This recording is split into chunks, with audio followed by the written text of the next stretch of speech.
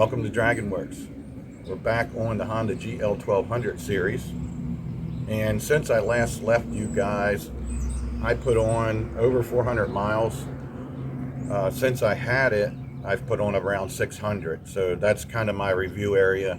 I haven't been able to take like a long trip away with it yet, due to life and work demands and all that stuff, but we did 2 weekends ago. We did ride it for like 7 hours straight. Basically, we were stopping and seeing sights and getting a drink here or grabbing a bite or whatever, but we were on the bike all day in the heat, in the sun, and had a blast, really.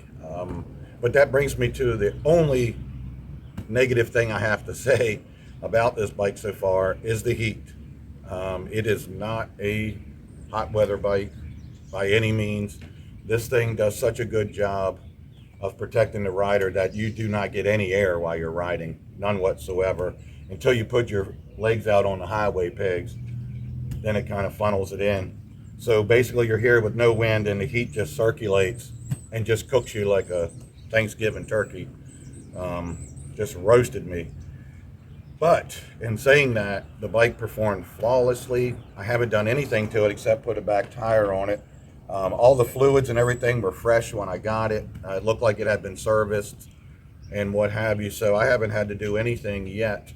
We'll be doing a lot of stuff here before long, but right now, with life and the demand of work and all that, I can only get away with what I can get away with. We rode more the previous weekend, not last weekend, but before that, than we rode all last year. Just work is just super demanding, and I swore this year, I was going to do things different and ride more. Don't we always say that? But I'm trying to do better, and this is helping because now my wife and I can go out and enjoy the whole day. When we were riding the VFR, it just got to the point we're getting older, and we couldn't hang as long as we used to. It's just tough on our bodies now. So this is definitely a welcoming comfort. So we can get back out riding more. And we do plan on taking some trips. Number one, the first thing we really want to do is we'd like to go to the Jersey Shore from here, down to Wildwood, Cape May, things like that. She's got some family up there and so forth. So we want to do that, but eventually I want to ride this thing out to California.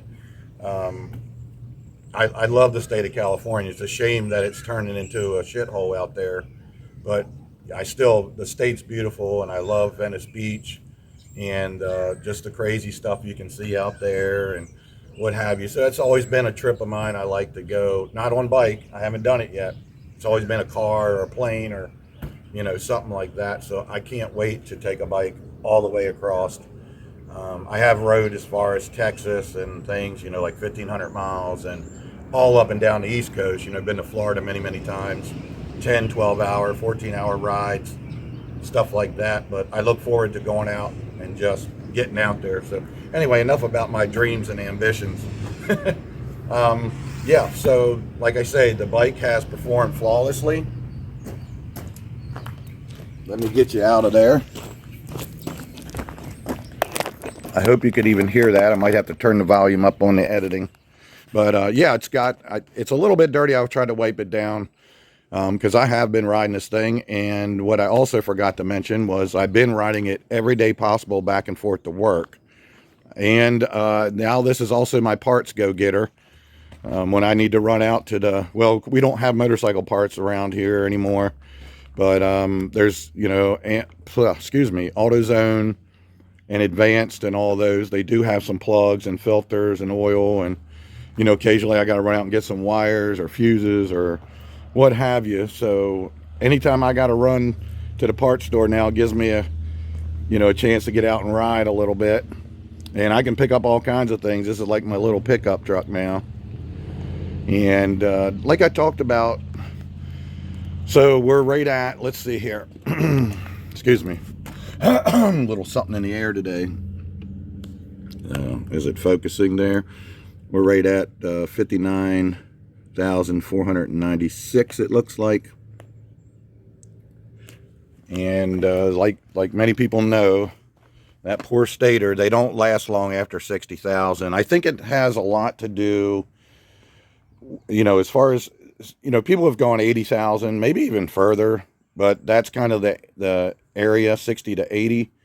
And what I've been finding in a lot of research is it really depends on if people are lugging the bike around. If you're under like 2,000 RPMs, it really puts a strain on that stator. It's not putting out what it needs to put out.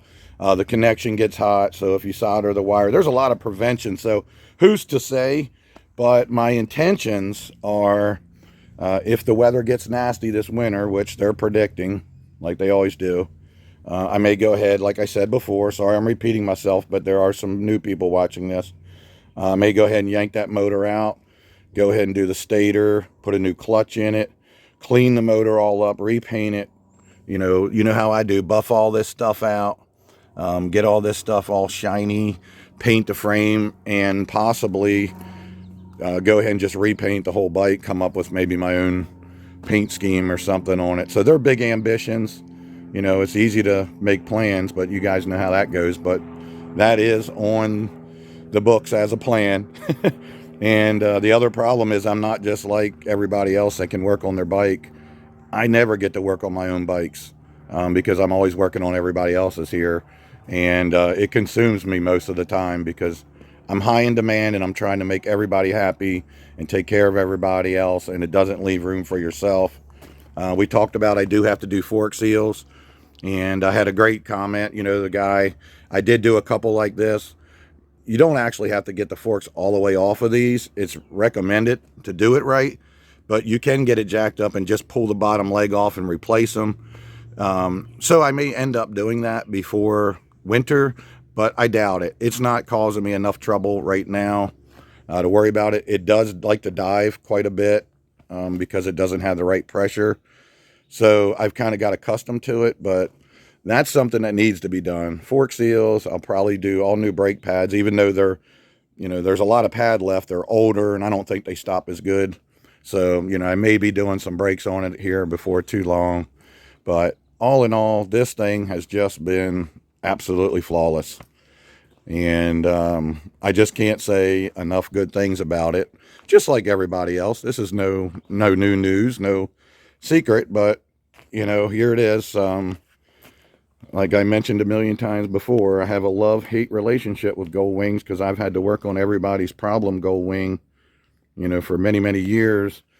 And when somebody says I want to bring a Goldwing in, it usually makes me cringe. So, I'm trying to get over that and start to enjoy it and what have you. And maybe my opinions will shift. I mean, they already are. I already knew what these things were all about. I just never got to really experience it for myself with a bike that was mine that I could enjoy, so to speak. Taking a test ride on somebody else's bike's a little different than being able to go out and actually enjoy your ride. But yeah, we took some beautiful rides all down through the Shenandoah Forest, the George Washington National Forest, Jefferson National Forest, and just some beautiful scenery. Back out on the highway, it was just blistering hot sun.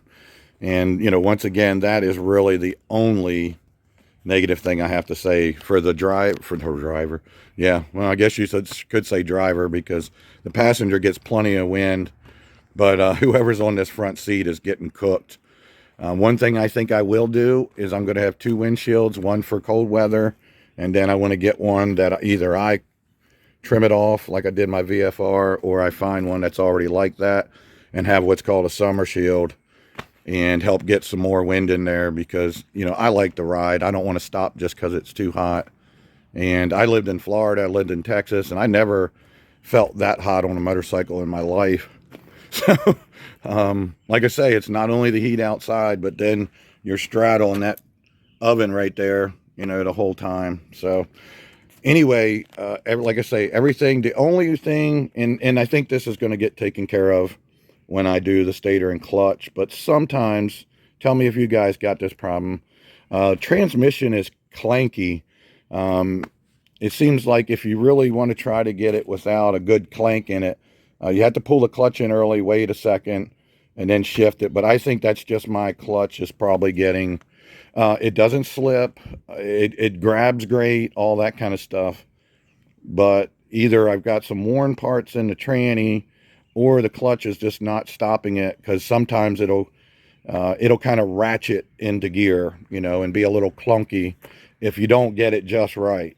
So that's the only thing that it kind of drives me crazy. If you're stop and go, and you're shifting and then got a downshift, you know, if you're doing that a bunch of times, then it's very annoying. Once you're out on the road, obviously, it's no problem. So that's another thing that I would point out. But once again, other than that, I just cannot complain about this thing. So I guess I might wrap it up, because I don't know, maybe some Goldwing people want to hear all this, but not everybody else wants me to just ramble and ramble. But just wanted to give a little review, and that's my opinion so far. And you know, I've been torn. I will say this, I still have to get this. We did see it on eBay. It was only like 15 bucks, and then when we went back on there, of course, it was gone. But I'll grab one of them. They seem to pop up pretty often. I do have to get that. But one thing I did want to go back to is I would almost love to just keep this paint on here, because it is a Survivor and what have you. I'm struggling with that, because I think that's kind of cool. People, you know, you really know what it is when you see this going down the road. Everybody knows these are 86 Goldwings. You know, this thing is just, but that's also the problem, is it's just like every other red 86 Goldwing, and I like my stuff to be different. Hence the VFR, you know. I committed the ultimate sin when I customized my VFR, because, you know, that's another kind of cult following situation there. And I just wanted it to be different. It was yellow. I don't really like a yellow motorcycle all that much. And I just wanted to make it my own, you know. But not everybody appreciated that. And that's kind of, I don't think I would go as aggressive on this bike as I did the Gold or the VFR, but I would definitely do some kind of custom paint that represented me, or just showcase my talents, the talents that I'm yet to discover. All right, guys, let's wrap it up. Thanks for watching. Appreciate you following the series. And like I said before, as I do repairs and rides, I will try to get some videos. And also, I think I'm going to do another video here shortly on this. What the first ride I did, I think my camera setting was all messed up, and it was real pixelated. Not that it really matters a whole lot, I know, but I may shoot a little bit better video. Just take it out for a little spin, show you guys how it performs and what have you. All right, thanks for watching. Sorry, guys. I'm losing my brain, but I did want to crank it for you real quick. Oh, let me get the radio down. I do like having the radio, but the antenna's kind of shot, so it only gets a local station. Let's crank her up once.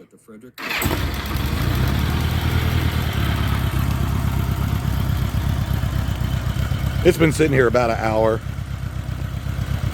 It's like 60 degrees out. So it's not warm. Let's see the temperature gauge. It's still kind of cold, so. And yes, the clicky-clacky fuel pump is still clicky-clacky. When you don't hear that, that's the problem.